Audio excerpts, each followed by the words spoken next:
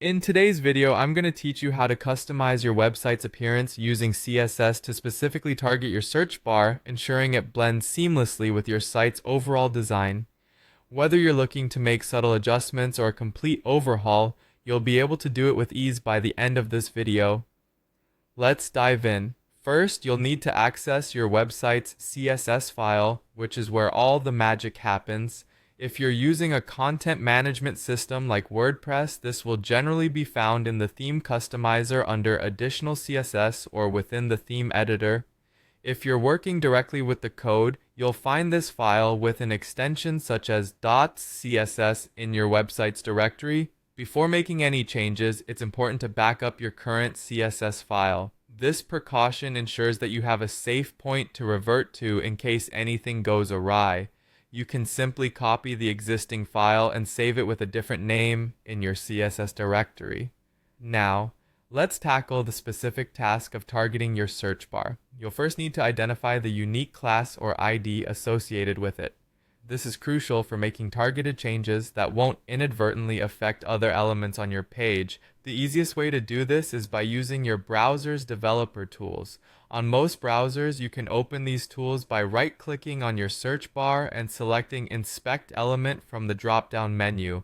Once there, you'll see a panel showing the HTML that structures your page and the associated CSS. Look for a class or ID that is specific to your search bar. For instance, it might look something like search input or search bar. Once you've identified the correct selector, it's time to head back to your CSS file and make the changes. In the CSS file, use the selector you found. Start by typing a period if it's a class or a hash if it's an ID, followed by the selector name. Then open a pair of curly braces. Between these braces, you'll input any CSS rules you want to apply. Let's say you want to change the background color of the search bar to a light gray to match your site's aesthetic. You'll write something like background color F0, ending each rule with a semicolon. You can adjust any number of properties here: padding, margins, font size, and color.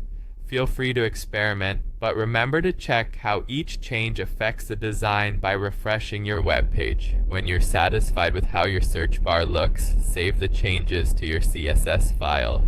Then, refresh your site in the browser to see how it looks. Watch out for any unintentional changes elsewhere on the site. This means your selector was not specific enough and you may need to refine it a bit more. And there you have it, you've successfully customized your search bar using CSS. By following these steps, you not only enhance the appearance of your website, but also improve its usability. Thanks for